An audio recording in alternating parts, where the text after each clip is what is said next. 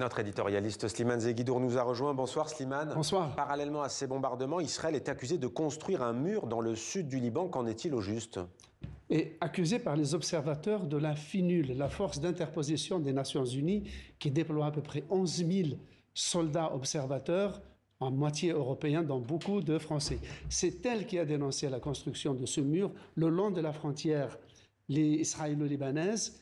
Du coup, le gouvernement libanais a déposé plainte, on voit le mur, et on voit les jeeps des forces de la FINUL, déposer une plainte auprès du Conseil de sécurité de l'ONU pour violation du cessez-le-feu et de l'intégrité territoriale libanaise. L'armée israélienne devait évacuer le territoire libanais le 18 février dernier. Quelle est la situation aujourd'hui en dehors de cette histoire de mur?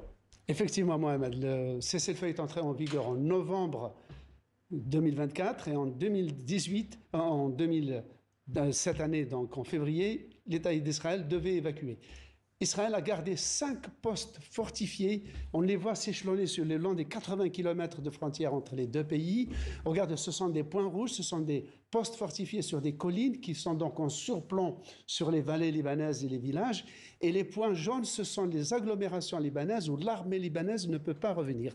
Alors, le motif officiel d'Israël, c'est que nous restons tant que le Hezbollah n'est pas désarmé. Ce à quoi le Hezbollah répond, nous ne désarmons pas tant que le pays est occupé. Et qu'en dit le comité de suivi du cessez-le-feu? Alors, le comité de suivi qui est constitué d'observateurs américains et français qui sont les parrains principaux du cessez-le-feu, mais il y a aussi des Israéliens, des gens de la FINUL et des Libanais, n'ont pas interdit, n'ont pas dissuadé Israël d'ouvrir ces points de fortification qui mobilisent à peu près 1 millier de soldats qui sont donc en permanence présents au Liban.